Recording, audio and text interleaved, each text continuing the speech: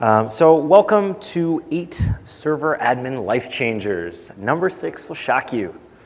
My name is William Lang, and this is Chad Schaefer. I'm a senior software engineer. I'm on the Tableau online team, specifically the online site self-service team. It'll be 4 years for me at Tableau in March. I'm a Canadian expat, and I will be going to the Vegas Golden Knights home opener tonight. Please give me a follow on Twitter. It's not just nerdy data stuff, it's nerdy hockey data stuff as well. Oh, I guess you don't need it, but. So I'm Chad Schaefer, as you mentioned. I also work on the online site self-service team. I've been there for about 2.5 years. And we are one of, if not the largest consumer of the Tableau Server REST APIs.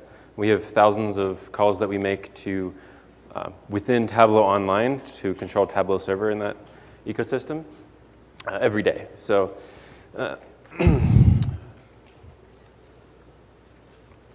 my clicker's not going to work.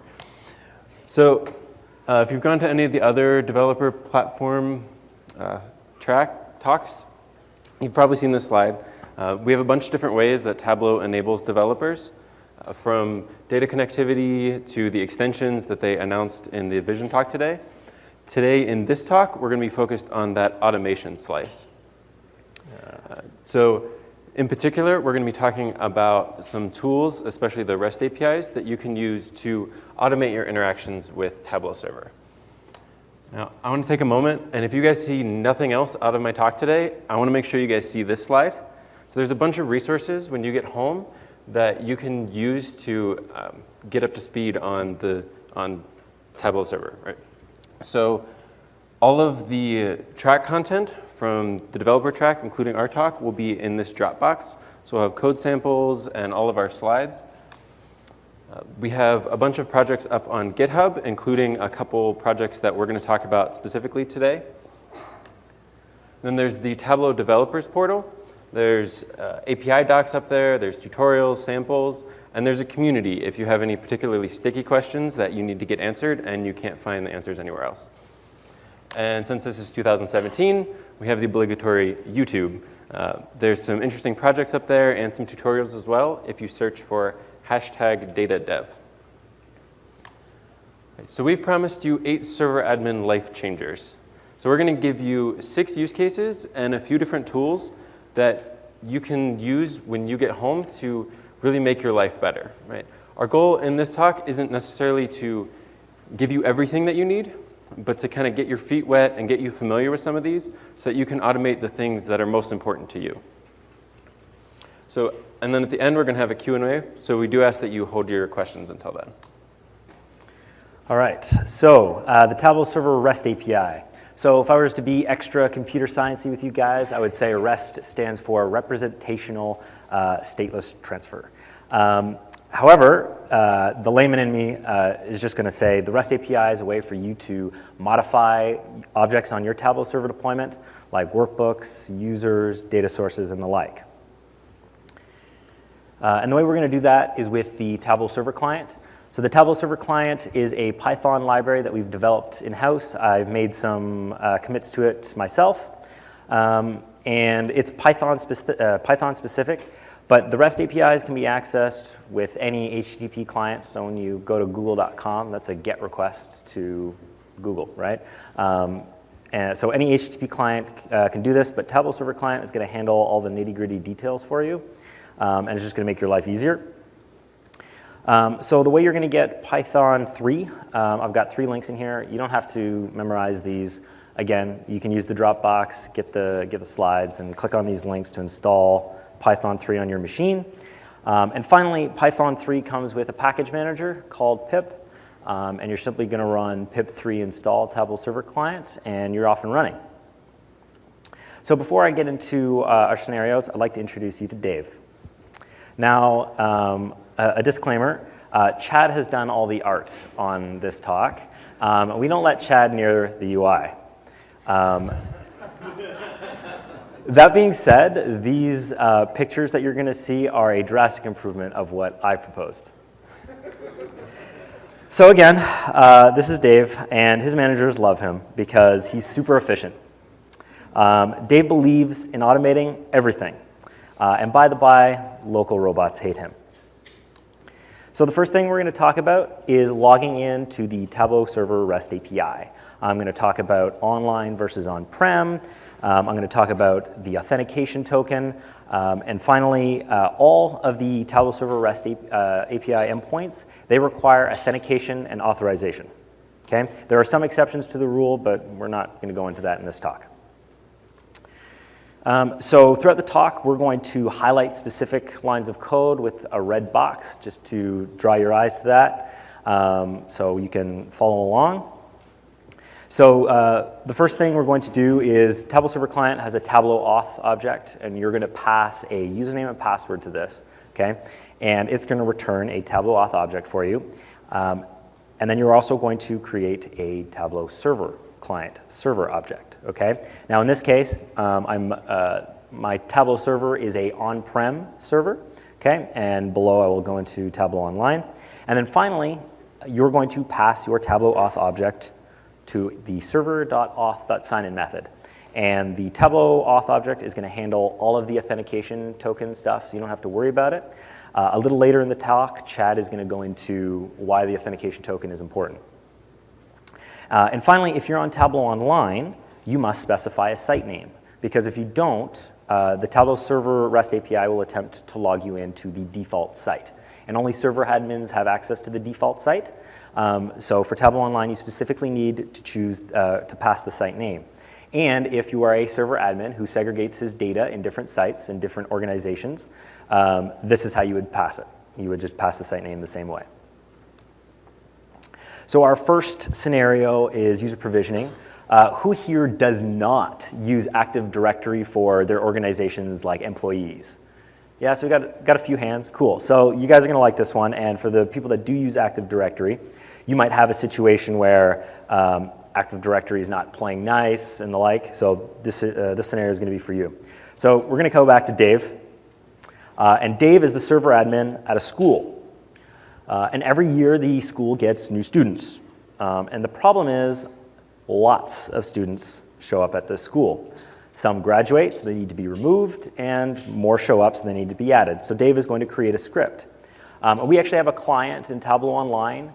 Every year or every semester, they add 1,000 new users to their Tableau Online install and remove all of the old students. So Tableau Server has a lot of different objects that are represented in the Tableau Server client, such as users, workbooks, or data sources. And they're all going to be suffixed with the word item. So you're going to have a workbook, a data source, or a user, and the object is going to be a workbook item, a data source item, or a user item. And this is going to be important a little later, so just file that away.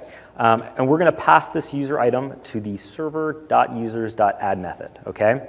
And I'm using a separate variable here, this created user. And I'm doing that because I really want to point out that if the operation is successful and you've added the user, you're then going to have an ID on that user item that you can then use for other operations that are required in Tableau Server Client. And finally, to add the user to a group, we have server.groups.addUser, and it's going to take a group item along with your created user item. Okay, so you can imagine a scenario where all of your users are in a MySQL database, or heaven forbid, they're in an Excel spreadsheet. You can iterate through all of them and then simply add them to Tableau Server using the Tableau Server client in this way. So our second scenario is the daily usage digest, and who has had to have money discussions around the cost of Tableau Server? Budget and whatnot. Yeah, so a little more. That's great. So Dave, again, he knows lots of people are using Tableau. Unfortunately, his management sees that a lot of money is being spent on Tableau, and they asked Dave about it. So again, Dave knows that people are using Tableau Server, and so he wants to create an email that's going to show a daily digest of all of the workbooks that have been updated in the last day. Now, for those site admins and server admins out there, you know there are site admin views that have this information. However, short of making your management a site admin, and I would never make my manager a site admin. Sorry, Gaurav, if you're out there. Short of making everybody a site admin, there's no way to get at these views. So Dave is going to create a daily digest to get around that. So a couple concepts we're going to be talking about are querying workbooks, using the response, and pagination. Don't worry too much about pagination at this point. I'll go into that a little later. But this is how we're going to get all of the workbooks. We're going to call server.workbooks.get. And then we're going to use Python's date class to make sure that the age of our workbooks are no more than 24 hours or 1 day old. Okay? And if they're not, we're going to add them to a list. Okay? And we're going to add them to this list so that at the end, we can then generate an email with all of the workbooks in this list, send out an email, could have a PDF view of, or rather a PDF screenshot of the workbook. Oops. So now we're going to talk about the pagination item. So the pagination item has several properties, okay, to help you determine if there are more than one page. Now, for those who don't know, pagination is a strategy that Tableau Server is going to use. If you've got thousands and thousands of workbooks on your Tableau Server or thousands and thousands of users, it's not going to return them all in one go. It's going to split them up. Okay? So the pagination item has got several properties that will help you to determine if there's more than one page, like page number, page size, and total available. And then finally, once we determine that there are more pages that we still need to process, we can increase the page number by 1 and just repeat the call, okay? And we'll get all of the workbooks again, and our loop will continue. So you can imagine now that you've got an email coming out every day, and now your managers are seeing, oh, these are all of the workbooks that are updated each day, and now they know that Tableau Server is being used very frequently. Oh.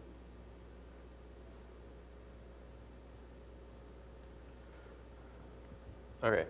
So who actually wants to go through their Tableau server and delete all of the old workbooks that you know aren't being used anymore? Okay, you have a very different attitude than I do, apparently. Actually, out of curiosity, does anyone do this? Wow, okay. So some of you are much more diligent than I am. I didn't expect to get any hands for that. All right, so Dave has now established that his workbooks, or his Tableau server is being used quite a bit, right? His users are publishing workbooks. The problem is they're publishing a lot of workbooks, right? And Dave's Tableau server is starting to actually run out of space. The problem is he doesn't have any budget to go and increase his hardware size. But he knows that there are some workbooks which are really old and stale and aren't being used, right? So he's going to create a script that will go through and just delete those workbooks, free up space, and they can now use the space for workbooks that people actually want. So we're going to build on the things that William just showed you. We're going to retrieve the workbooks again. But rather than just getting all the workbooks, we're going to sort them. And Tableau Server Client makes this really easy.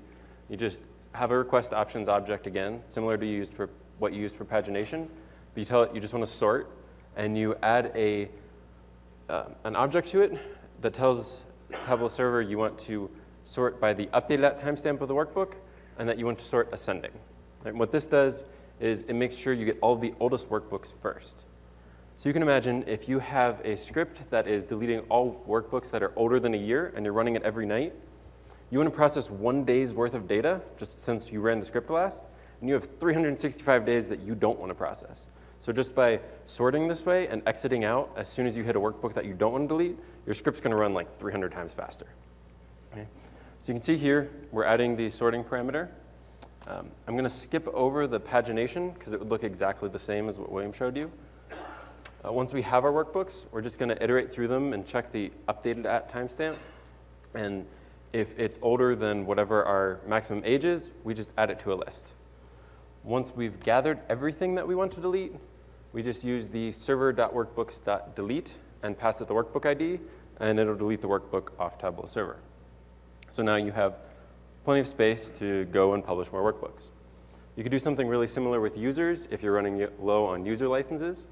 You could retrieve the users and sort by the last login timestamp. You do that very similarly to what we just did with the workbooks.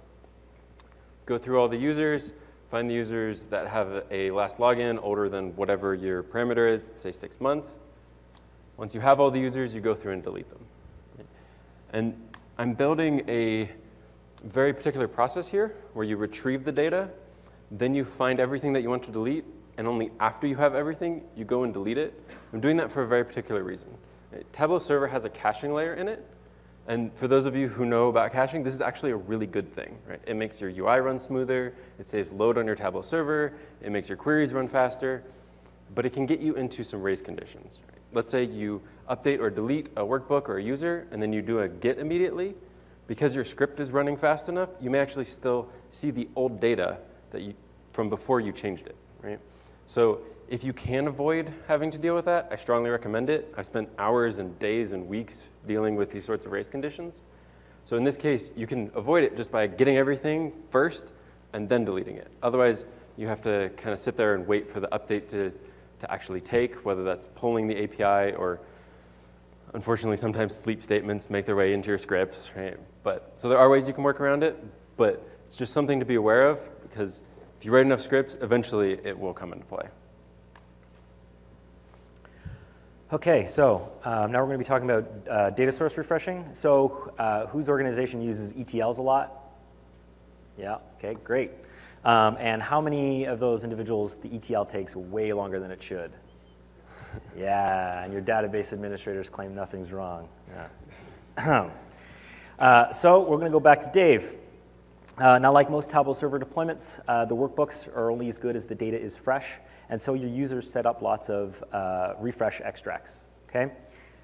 And now there are a lot of refresh extracts, and they depend on each other, and they depend on ETLs, okay? And sometimes the jobs which generate the data, like the ETL, don't finish on time. And so Dave has got to kick off the job manually because it's got to happen overnight. And then Dave gets upset because he doesn't get his sleep. So Dave is going to create a script so that he can get some shut-eye. Okay, so the first thing I want to talk about is what is a task. A task is going to be a grouping of a schedule and a data source, such that Tableau Server is going to update your data source at the given schedule, okay? So again, I'm going to skip pagination as well, and I'm just going to get all my tasks with server.tasks.get. Now, in this particular slide, I've got two tasks where the second task depends on the first one, okay? So we're going to get an individual task, and you can get individual objects with the Tableau Server client in a very similar way. Most of the objects in Tableau Server client have a get by ID method. So you could go server.users.getById, server.workbooks.getById, et cetera. So we're going to get a specific task that we know of, okay, that depends on our first task, and we're going to get that one as well. And then we're going to check the updated time on that task, and here's why. The task through the REST API has a next run at, but it doesn't have a last run at. Okay, and that can get a little confusing. The updated at field is actually the last run time. Okay, so we're going to check that the first task has run before the second task has, and if that is after the second task has, sorry. And if it has, then we're going to run the second task to keep that data up to date. So you can imagine you've got a scenario where your ETL takes a long time, and it's hard to predict when it's going to finish. So you can have some sort of scheduled job, like a cron job, just sitting there pulling your ETL, and once it finally finishes, great. Now you can tell Tableau Server to update the extract refresh because the ETL has updated the data. Okay, so switching gears a little bit here. Who actually knows what subscriptions are within Tableau Server? Not licensing subscriptions, actual subscriptions that send out workbooks. Okay. So a bunch of you are using this. For those of you who don't know, subscription is just a way for a workbook to show up in your email inbox on a particular schedule. Right? So say Monday morning you want 3 workbooks to show up in your inbox. You don't have to log into Tableau Server, and you can see how things have been running over the weekend. Right? And Dave, because he's super efficient, has a bunch of these subscriptions set up. But this morning when he gets into work, he has a new coworker, Alice.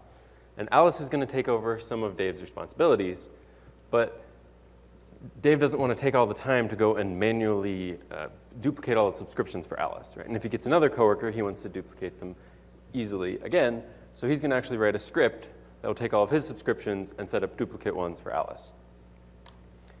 So on this use case, we're actually not going to use the Tableau Server client. Remember, the Tableau Server client is just a wrapper around the REST APIs. It's only available in Python, though, so if you're using another language, you'll have to call the APIs directly. So we wanted to show you what that would look like here. We do actually, in our code samples that are up on Dropbox, have both the Tableau Server client and non-Tableau Server client versions of the code, so you can kind of see them side by side if you'd like. So first off, we have the auth token that we mentioned earlier. When you log into the REST APIs directly, not using Tableau Server client, you're just going to pass a username and password again, and possibly the site name. And the response that you're going to get back is XML, and it will include things like a site ID and this auth token. And for Tableau Server to know that you're still part of the same session, you just pass this auth token as a header in the rest of your requests. Right? So you'll see us pass it on multiple calls here. We also have to build the URL that we're going to hit manually. This is another thing that Tableau Server client abstracts for you. So we're just putting the server, which would be something like the endpoint of your local Tableau server, or the pod name in online, /API, add the version number of the APIs, add /sites, give it the site ID. So whether you're talking to the default site or you've logged into a particular site, this ID comes back in the login response. And then we just tell it /users to tell it we want to get the users back. Right? That's standard REST. In the next couple lines, we're just using a couple Python libraries to make these requests and parse the response. So I just used the requests library to send the request because it was part of our Python install already. I'm sure there are better ones out there if any of you write in Python. And then we're using the element tree library to parse the XML string into a tree structure that we can traverse easier. Again, this might look a little bit daunting at first glance. You use these tools for about 15, 20 minutes, and I promise it doesn't look nearly as daunting anymore. So we're retrieving the users so that we can get the information about Alice and Dave. Right? So we're just going to iterate through the user nodes that we got back and identify the one that corresponds to the new user, which is Alice, and the old user, which is Dave. And we're going to save that information for use on the next slide. Yep. So here you can see we're now requesting subscriptions. We're again passing the exact same auth token. And we have the exact same URL. We're just going to say /subscriptions instead of /users. So the server knows when we make the GET request, we're actually trying to get the subscriptions for this particular site. Now, rather than showing you all of the XML parsing, I'm just going to show you an example of the XML. Again, all of the parsing, you can see that in our code samples. So here you can see an example response that includes only a single subscription. Right? So you could have multiple subscription elements in the response, but in this case, you only have the single one. The tag that I specifically want you to see is the user tag, 4 levels from the bottom. And there you can see, slightly in bold, the old user ID. So we're going to check whether that matches Dave's user ID. And if it does, we know this subscription belongs to him, and it's one that we want to duplicate for Alice. So we take most of these values, and we just copy them straight over into the Tableau Server request object. Because remember, we're just trying to duplicate the subscription exactly as is. The only thing we change is that user ID attribute, and we're just going to put in Alice's user ID instead of Dave's. So once we have that XML object, we're just going to serialize it back to a string using the element tree library again. And then we add our auth token to the headers again. And then using the request library, we make a post request back to Tableau Server. And you can see the last parameter we're passing in is actually our body. So the data equals, and that's our request XML string. So we make a post request for each one of Dave's subscriptions. We now have a subscription for Alice for each one of those. And she can take over some of Dave's responsibilities without him having to go and manually do all this work. And I forgot my boxes. OK, so we're now to our 6th use case. And I hope we built you guys up quite a bit. And I also hope that we don't let you down nearly as much as BuzzFeed usually does. This one is particularly close to my heart because we do something very similar to this in online on a really regular basis. So we're going to talk about migrating workbooks. So Dave now is managing 2 different Tableau servers. Sales has decided that they want a place that they can play around with their workbooks and get them just perfect before the rest of the company can see them. So they're going to do that on what we're going to call the dev Tableau server. So they're creating their workbooks there. The problem is they want Dave to move these workbooks for him. And he has so many other things he has to do. He's not actually going to have time to do them manually, so he's going to write a script that moves them for him. Now, there's a bunch of really meaty topics that we could go to in this use case. I'm going to focus on these three in particular. So we're going to have to log into multiple Tableau servers at the same time. There are different objects which rely on each other. So you have a concept of order of operations as you're moving things between servers. And then user impersonation, which is a nice piece of functionality that is that we actually use in online, and it lets you preserve some ownership between these two servers. And I'll come back to that in just a second. So to start, you can see we are logged into 2 Tableau servers. We just logged in the way that William showed you a little bit ago on the login slide. And these 2 objects can exist right alongside each other because they're just based on an auth token, right? So you can have as many of these objects or as many auth tokens floating around as you want. You just have to keep track of them, right? And they will expire eventually, but they don't conflict with each other at all. As long as you're sending the right auth token and the right request, you're good to go, and you will be part of the correct session. So you can see in the top line, we're actually getting the workbooks the way we've been doing so far, but that doesn't actually retrieve the entire workbook, right? So here we want to download the workbook. So the get gives you all the metadata about a workbook, whereas the download actually pulls down everything you're used to seeing in Tableau Desktop. So you get all of the data, you get all of the vizzes, you actually get the entire workbook package. In this next step, we have a taste of the order of operations piece. So if you want to publish a workbook to a particular project, the project has to be there already. So what we've done previously, before the code you see in this slide, is we actually went through and looked at all the projects that were on the dev server and compared them to the projects on the prod server. So let's say there's a sales project on the dev server and a sales project on the prod server. We just put their IDs in a map so that when we come back and we've downloaded a workbook and we see, oh, this project ID matches the dev server sales project, we just swap that ID out for the prod server sales project. And then when we go and we publish the workbook will be present in the sales project. Right? And you can do something very similar with users or yes, you can do something very similar with data sources. So there's kind of this idea of different objects relying on each other and referencing each other. So if you care about those relationships between your 2 different servers, you do have to be aware of what things are already present on the server that you're publishing to.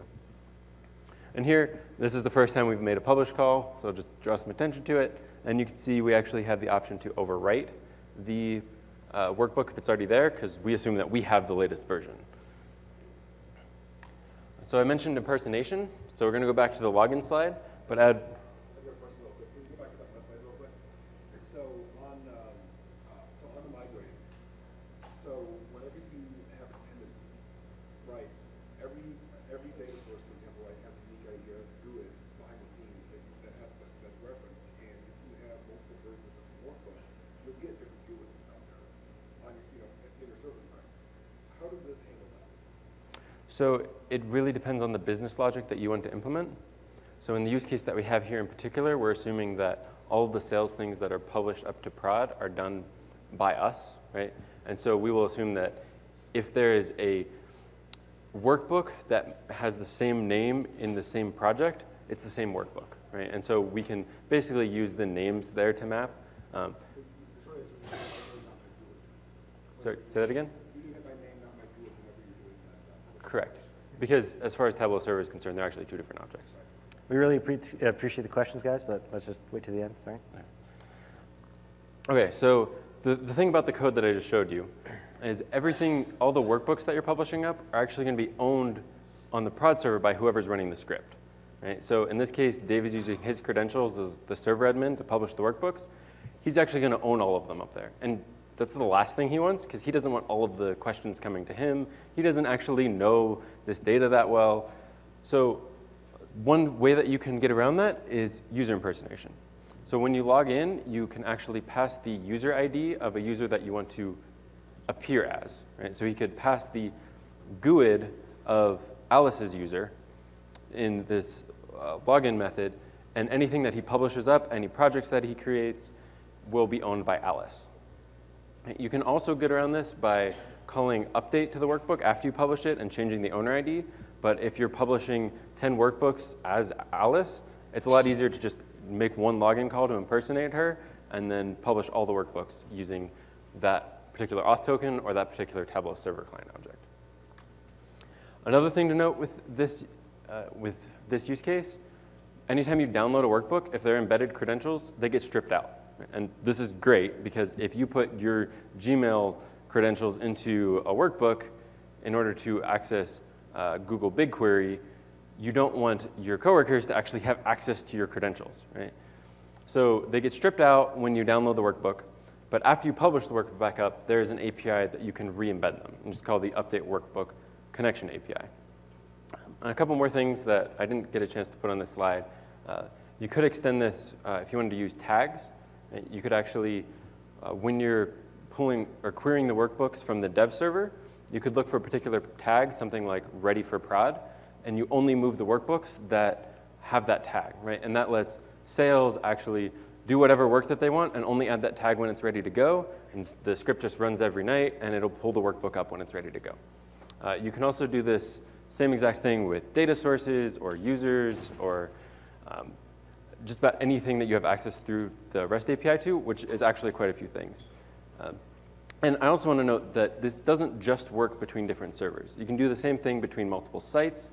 You could do the same thing so that two users have different copies of the workbooks. You could keep workbooks in sync between your Tableau Server instance and a local copy. You can go between online and on-prem.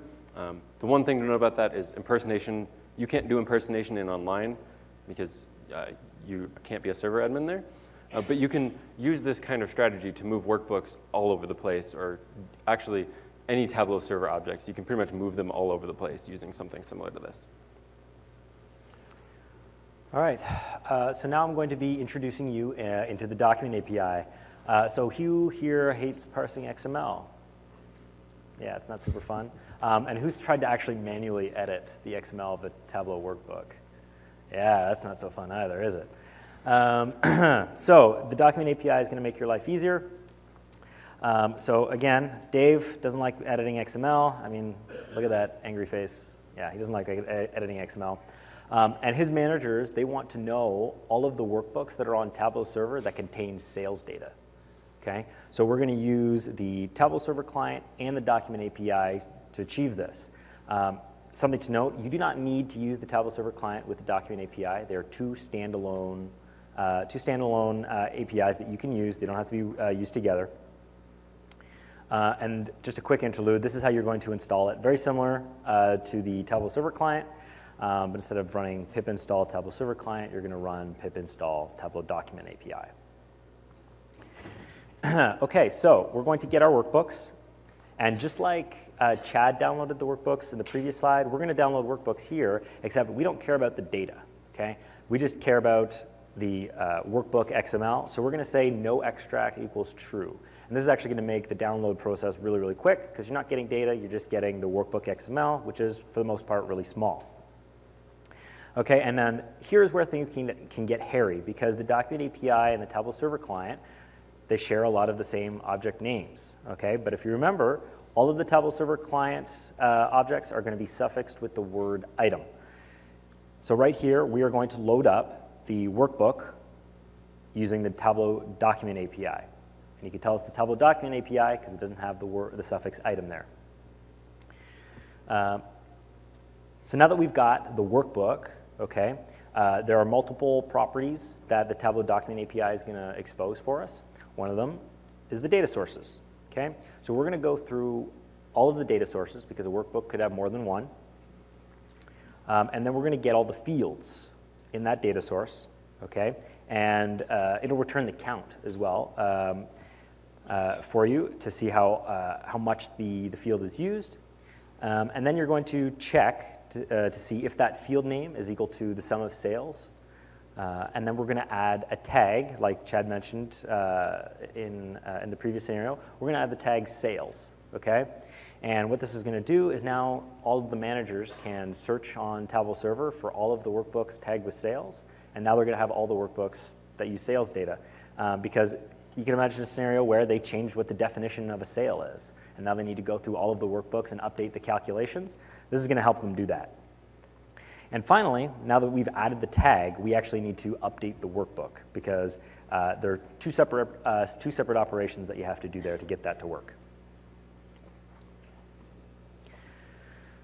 Finally, I'm going to be talking about tab command. So tab command is a legacy method of interacting with your Tableau server. It's still very much supported because there's a lot of features in tab command that are not in the Tableau Server REST API yet. We are working to get all of the features in tab command into the Tableau Server REST API, but it's still supported, and I wanted to go into a couple scenarios here. So it's a command line tool, and it has a similar role to REST. It natively works on Windows, just right out of the box. But if you go to the Tableau developer community that we mentioned at the start of the talk, there are workarounds in there to get it to work for Mac and Linux. Okay? Login looks very similar to the login we used with the Tableau server client. And very recently, we actually added the ability to generate a PDF of your workbooks and views through the Tableau Server REST API. So there's one of the examples of trying to get all the features in tab command into the Tableau Server REST API. The Tableau Server client also recently added support, but it's in the next development version, so you'll have to wait till the next version is released, but the code is there. You could grab it if you wanted to. As well as the subscription stuff. Actually, when we were doing that scenario, we actually realized that the Tableau Server client didn't have subscriptions in it yet. So I literally hacked it into the Tableau Server client over the weekend to make sure that it was there for you guys. And then, again, it'll be available for the next release. And finally, the AD sync for those organizations that use Active Directory. This is how you're going to sync a group. Okay, and this does work remotely from any machine. You're just going to put in the URL of your Tableau server, and as long as you can reach that through your browser, you'll be able to reach it through the tab command. Okay, so we went through our 6 use cases and our couple additional tools, from pruning old content to refreshing a data source on command, migrating workbooks. We talked about the document API, which is a standalone tool, lets you manage workbooks without actually having to parse the XML. And then tab command, which is it's a legacy tool. It still has some great functionality in it. There's actually another talk, if you search in your app, that goes really into tab command. So if you find command line ways to manipulate your Tableau server interesting, I'd encourage you to go and check that out. So back to what I still consider the most important slide. Remember, all of the full code samples from the use cases we've talked about will be available in this Dropbox, along with all of our slides, which in the notes will include links to the REST APIs that we're using in each section. Then there's GitHub, and that's where you will find the Tableau server client and the document API, along with a bunch of other developer tools. The developer portal, you can find API docs for everything we've talked about, along with tutorials and samples and community forum. And then, of course, YouTube, where you can find some additional tutorials. I was going to let people take a picture. Oh, okay. Yeah, that works. Okay. There's also some other related sessions, particularly in the automation track for developers. There's a whole talk on the Tableau server client, if you found that even more interesting. And then there's the Retail Power Hour, which I think covers a bunch of different topics. You'll have to check the app for exactly what that one talks about. Now that you've listened to us ramble on about some tools that we care about for about 45 minutes, I'd like to ask a favor. If you could go and fill out the survey in the app, we really want to make sure that the content is useful to you. So if you can let us know if this was useful, or honestly, even if it wasn't useful, and that'll help us figure out what sessions we should have the rest of this week to a certain extent, and in future Tableau conferences. So please go and let us know if this met your needs. So if anyone has any questions. Oh, wow. Okay. We'll go from the right and work our way over. How's that?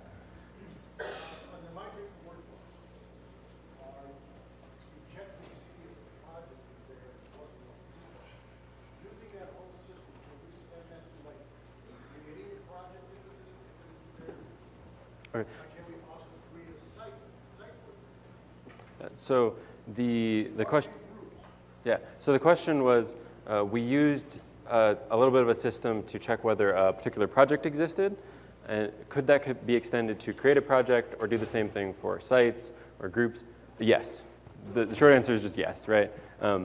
You can add users to the REST API. You can add groups. You can add projects. So you can add users to groups. If you go and check out the documentation and tutorials, there's a whole bunch more examples that we didn't cover.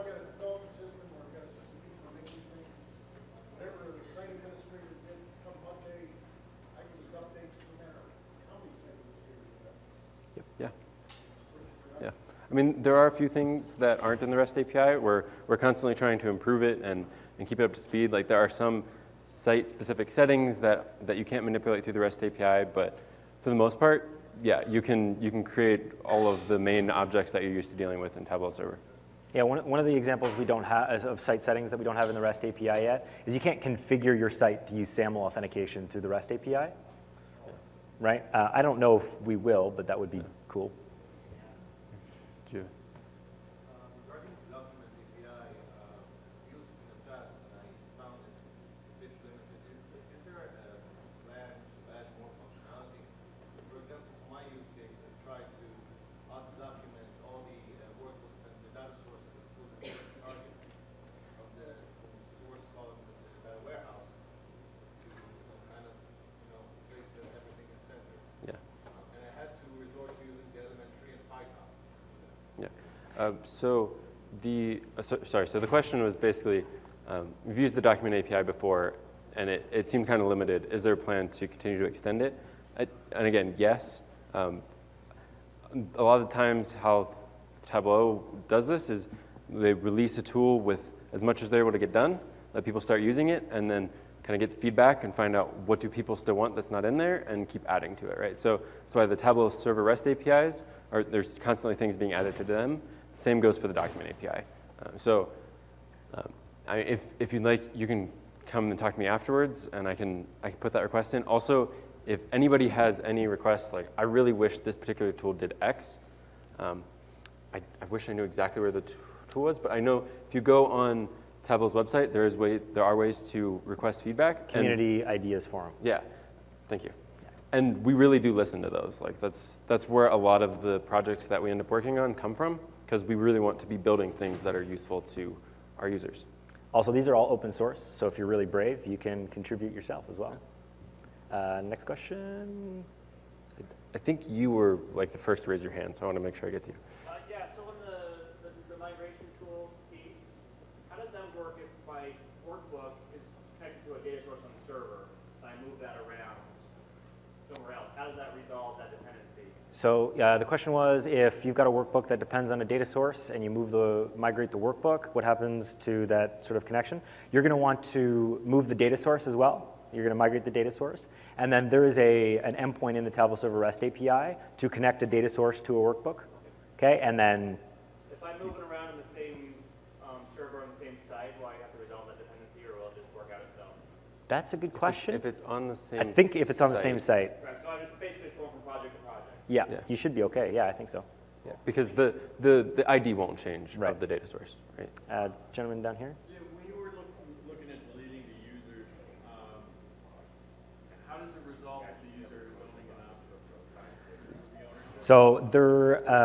So yeah, if the question was, if you're trying to delete a user and they own content, you can't delete the user. You need to update the owner of all the content that they're using. I think there is in the Tableau Server client, you'll have to correct me if I'm wrong, but there is an extra parameter you can pass of a user ID that it will map all the old content to. I think that was the old API. That was the old I don't API? think that's present anymore. So you'll just have to go through and search for all the workbooks owned by that particular user. But will the REST API fail when it sees? Yes. Yes, it'll fail. And, You'll get and like it'll a return a particular code that tells you exactly this failed because this user still owns content. yeah. You'll get the documentation has a list of all of the error codes that you'll get. I also have one other question. Yep. The workbooks when you were looking for deleting old and doing pruning, you talked about looking at the updated date, does that include an interaction that somebody had with it, even though they didn't update it? Or So does that update? if you just view it, there's no update on it.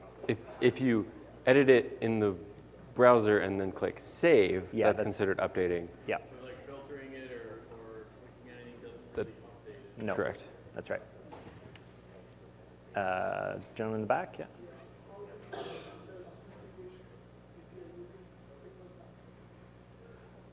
So the question was, how do we handle authentication if we're using single sign-on?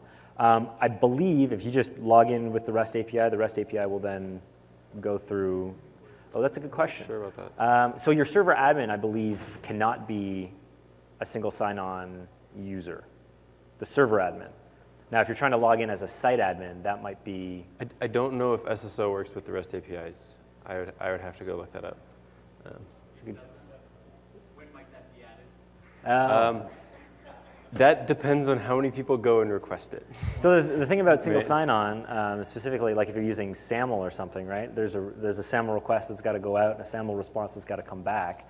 That would need to be handled. I'm not saying that it doesn't. I just don't know the answer off the top of my head. Yeah. If anybody is interested, you can come give me your contact information. I will email you, or it should be documented in the API. I've just never tried to do that, so I don't know off the top of my head. Say that it is for the document guy. It doesn't. Oh, it does for the JavaScript API, I think. Okay. I know that's one I've used. Okay. I've done it with that command, and I know it does. Oh, Oh, that yeah. doesn't surprise me, because Yeah. that is more of a legacy tool. Yeah. Any more questions? Yeah. Yeah, so we have extract refreshes that are based on ETL timings, and we have subscriptions that are based on extract refresh timings. Lovely. Okay. In which, if the extract refresh is not refreshed, it does not send a subscription, because it would send bulk data to users, it would send an error message, and then when it is ready, it will resend. Okay. So the question was, he's got subscriptions based on workbooks that are based on data sources that are based on ETLs. So the answer is yes. It's not going to be fun. Okay, so what you can do is you're going to need to track the subscriptions in some other like database, right? And basically, you're going to remove all the subscriptions at the start of the day. Okay, and then when the ETL is done, you update the refresh extract. When the refresh extract is done, you add your subscriptions back in, and you choose a schedule that'll have it execute immediately. Then you delete your subscriptions, and you just run that every day. That's the way I would do it. We also, so we are developers in online, so our solutions tend to be like, oh, I don't have this right away. Let's just find a hack. Right. So it's particularly like the triggering the extract refresh for the data source. I'm pretty sure that was added to the REST API only recently. And again, so the API where you can actually say this particular extract refresh, go run it now. Right? And that's the functionality we were using to chain them. And I know I'm harping on this, but we added that recently, and I'm pretty sure it was because a bunch of customers went, hey, we need this, right? Like we are having this problem. So again, I don't think we have that natively out of the box for subscriptions. But again, if you care about it, please let us know. And Another way you could do that is now, because we had the ability to generate PDFs from the REST API, you could do the subscriptions yourself, right? Don't let Tableau Server deal with it. Your script could deal with it. And so someone would subscribe, and your script would pick up on that subscription, remove the subscription from Tableau Server, and then your script would handle it. So then the extract refresh finishes, so you tell Tableau Server to give you a PDF, and then you send out the email. Absolutely. Absolutely. Can I follow on to that? Yeah. The same kind of situation exists in our group, and what we were trying to do was a tab command to refresh the extract based on reading a file that the ETL just basically dumps and says I'm done. Oh, okay. Is that something you can do in a REST API? Oh, yeah, absolutely. well, so you could you're going to your make script would still have to check the file. Yeah. Right? Because we can't talk to the ETL. But the example that we showed with the Tableau Server client, Yeah. So you'd have a cron job, right? And it'd be like, hey, is the ETL done yet? Is the ETL done yet? And then finally it says, yeah, it's done. And then you're going to have like a config file or something that says, this is this ETL. Yep. Exactly. So then you just if tell you it to have run the task. Yeah, you have the task ID, you just say run now, and there's a REST API or a Tableau Server client way to do that. So the REST API Tableau Server can actually do a call out to the file and see that files in the directory to see the files there? No, so it would have to be your script is checking, does this file exist every so often? And then when it sees that it exists, it actually goes to Tableau Server and says, run my extract refresh now.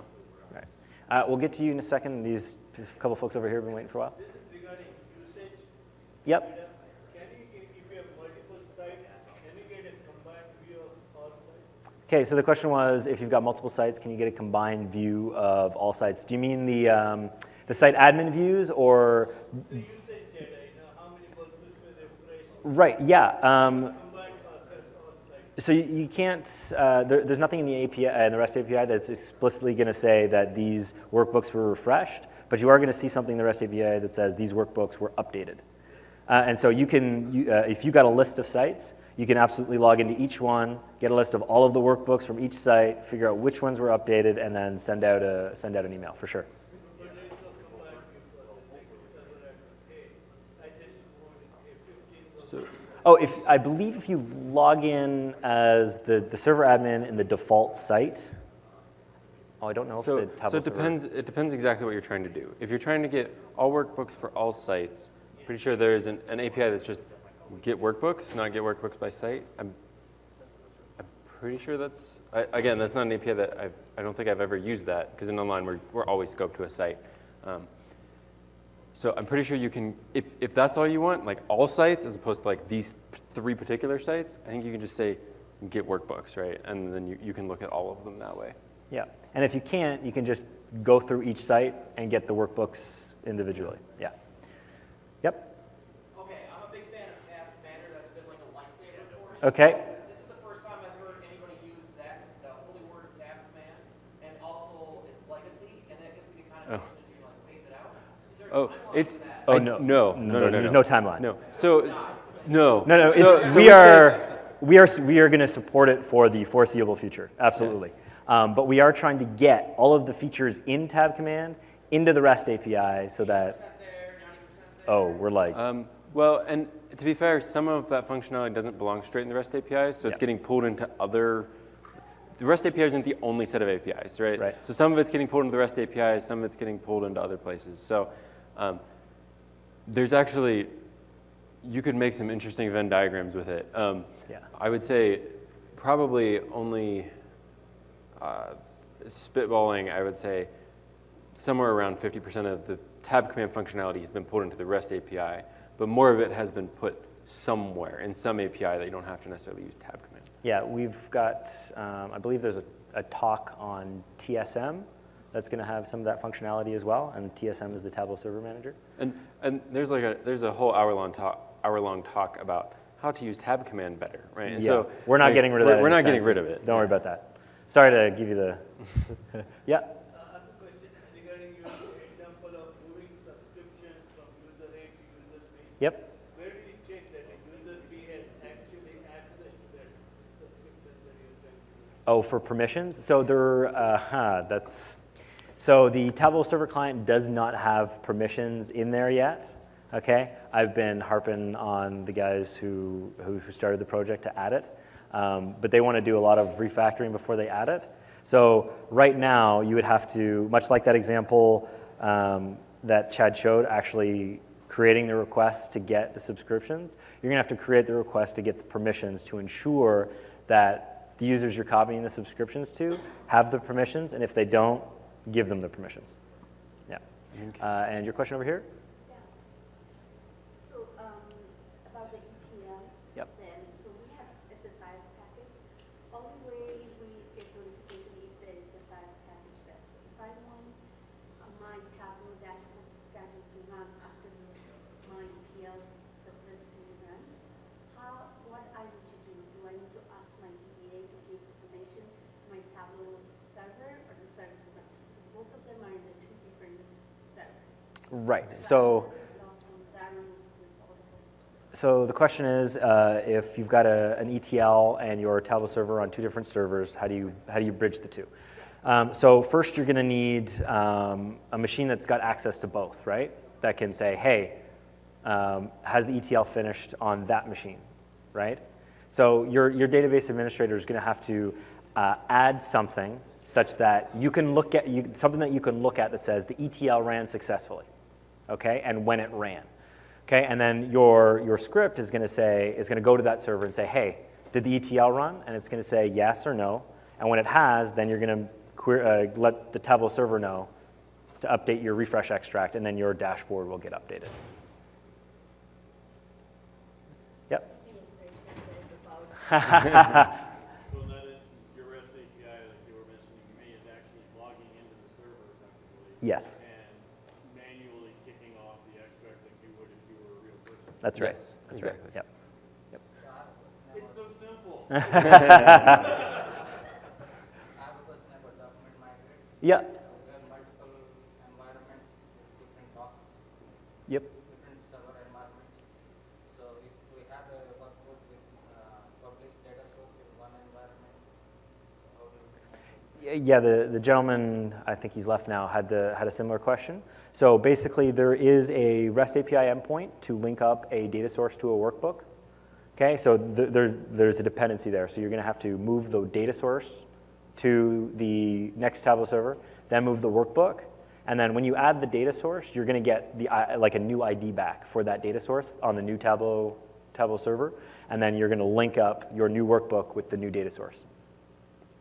Yep.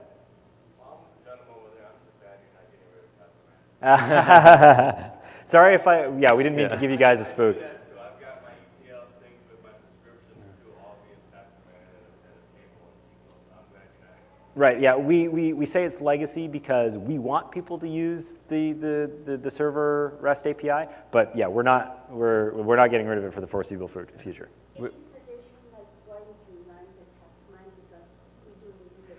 There is a talk, like a full-hour talk on Tab Command.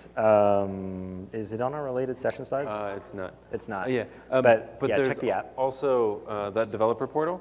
Right. There's documentation on all the tools we talked about, and I know there's, for this talk, I went and I looked, and it has like all the commands and everything you can do. So. Just out of curiosity, or comment maybe, the developer portal and the developer concept always made me think of Tableau Biz developers.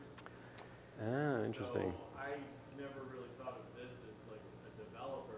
I thought of this as a server admin function, even though I'm technically developing for technology. Right.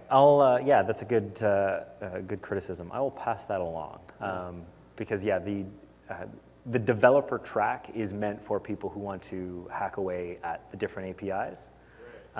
Visualization. Developers do, we're all developing business. Right. I guess that's kind of a Tableau internal term, like who Yeah. we call developers. Yeah, Yeah. no, that's good feedback. Yeah. Yep. I use the tab migrate, which is available on GitHub. Yep. But I run into, and now I can't remember exactly what it is.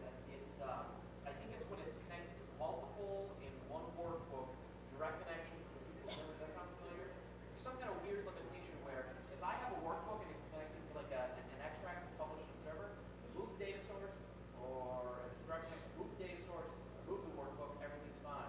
But when I have multiple different data sources, it's freaking out. So multiple data sources in the same workbook? Yes.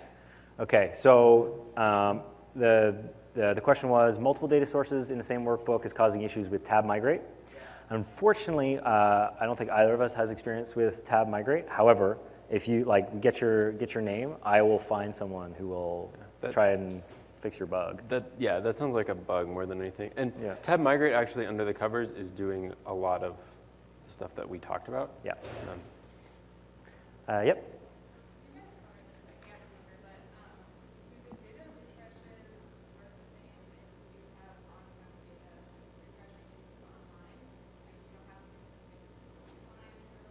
Oh, yeah, so the sync client, so the Tableau Bridge is what we're calling it now. Oh, sorry, the question was, does the data source refresh work the same way as Tableau Bridge?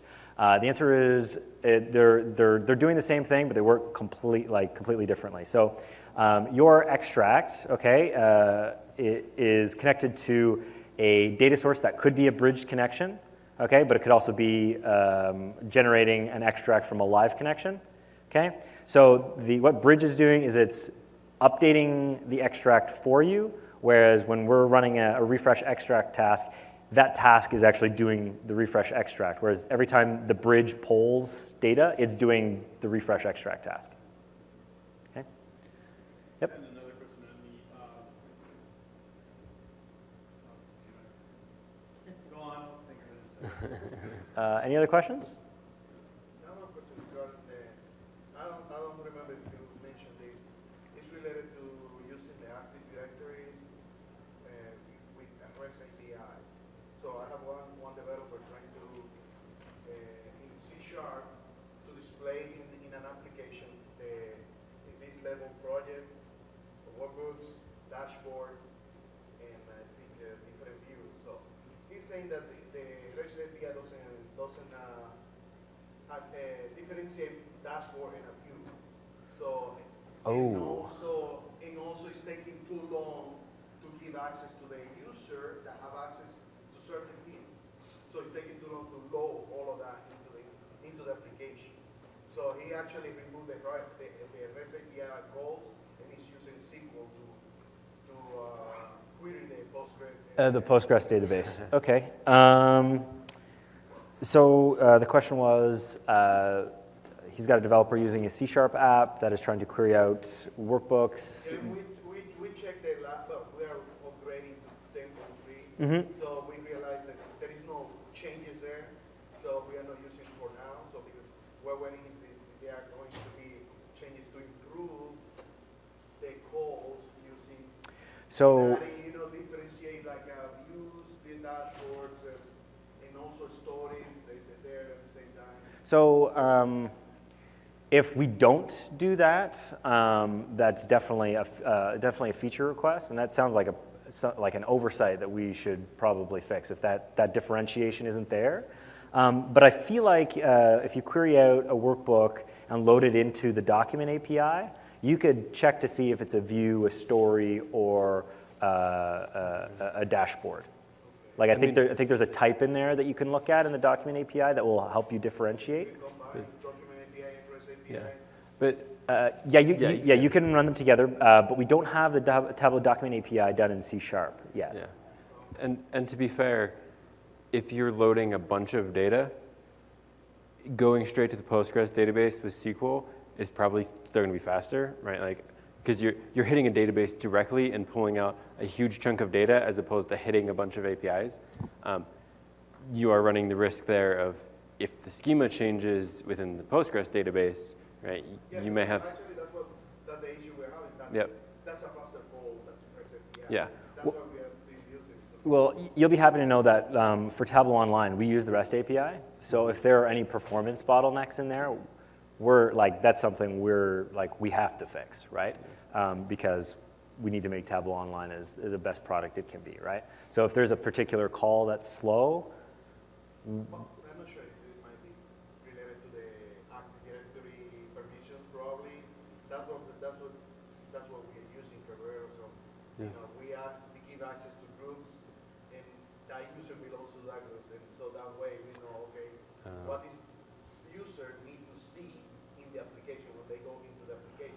oh, I see. Oh, so- Interesting. So there's actually latency in the user permissions getting propagated, not just in like pulling workbooks through the Oh, I see. API. Interesting. Yeah, because we're putting, project workbooks and dashboards in that workbook. So. Yeah. So Yeah, it you sounds might as if actually you probably need to dig a little bit into exactly what's running slow. If it's group permissions in particular, right? Tab command does have a way to sync a group on demand.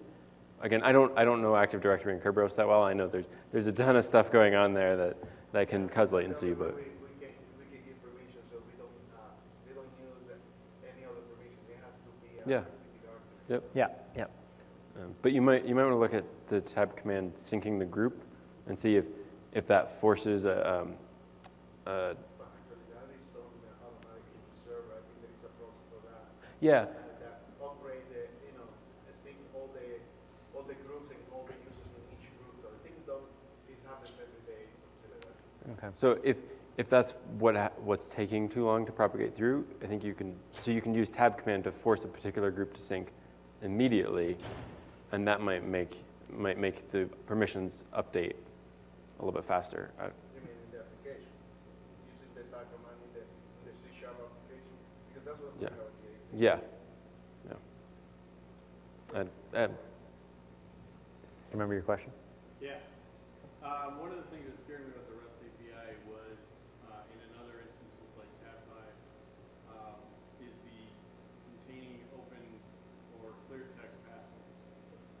Is there a way, I heard tell of a encrypted password file that you can maintain or something and read, but anything that goes on our server as a script or anything that has a clear text password is going to be. Right. So, pardon me? Yeah, tab command needs the password as well. But the password isn't actually stored within the like the Tableau Server client library, right?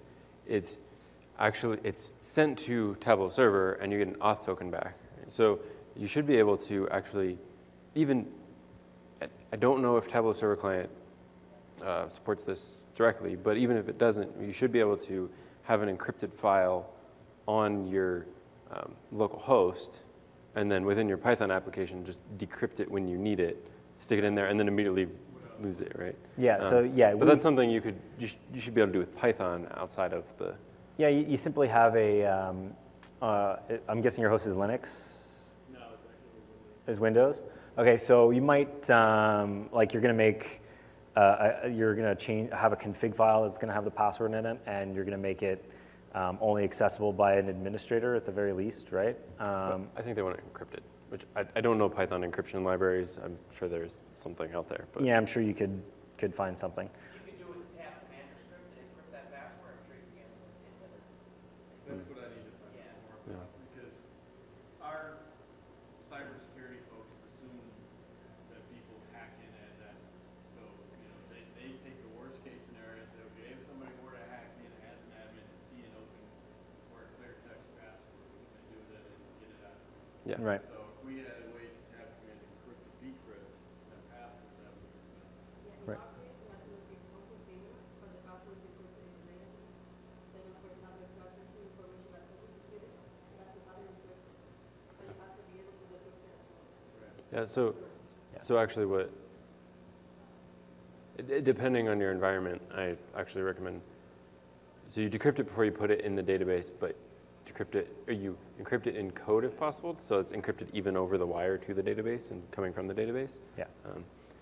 But yeah, and Well, if we're doing it all internal infrastructure, not as concerned about yeah, data passing because it's all firewall. It's the at-rest. yeah. Well, and if nothing else, if you can't find support in Python, right, you can call the APIs directly and use a language that has stronger encryption support, right? So we are accessing the hosted database for two scenarios. Okay. One for user creation with batches. Oh, user creation batches. Okay. For that, because we can find an endpoint, the REST API, but we can pass a collection of users. Yes, there is not that, and that is one of the things I really want to see in there. To download them, it was a nightmare because of the caching and reindexing. Right. So we had to do the call to the database and then we add and remove the user, effect user, just to trigger the reindexing that is taking forever. Right. So we're trying to either rewrite the code to do it in one at a time or do some multi-threading thing to, but if you guys are, in the short term, trying to add this endpoint, we wouldn't, report both. I don't know if there are plans. It is actually, that's one of my pain points with the API as well. We have some things that run slower than they should because we're adding one user at a time. So I completely feel your pain, and I am also trying to get that in there. I don't know of any concrete plans to actually have batch user add. The other idea was to revert to the command line, to the CMD, to use the CSV, but in the past, with Tableau 8, we actually never got into production because it was more efficient to do it to the database than to the CSV. So in the end, it wouldn't make sense to go back to that CSV. Right. Yeah. Right. And Yep. the other scenario was for querying, well, I think that it should be on the document API, parameters and filters. For that, and now we're doing the XML, but now with the latest software, the XML changed. So that's, If you use, so the are you talking about the XML response from the REST API changed? No, the work. Oh, okay, yeah, okay. For Sarah, it's a little complicated, well, everyone's is. So we have designers on our application, so we create Tableau together. Okay, for this workbooks, we have these parameters. So we map our parameters in our application that they define somewhere else. With the parameters that are defined by other report designers in Tableau, then we map them.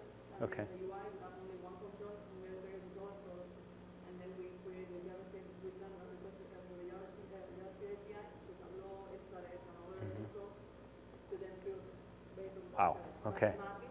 Right. The mapping is done at design time by the administrators, and that selection for one workbook filters, that type of information is another Okay, so I highly suggest going to the community ideas. And again, you can email us. So my email is wlang@tableau.com, okay?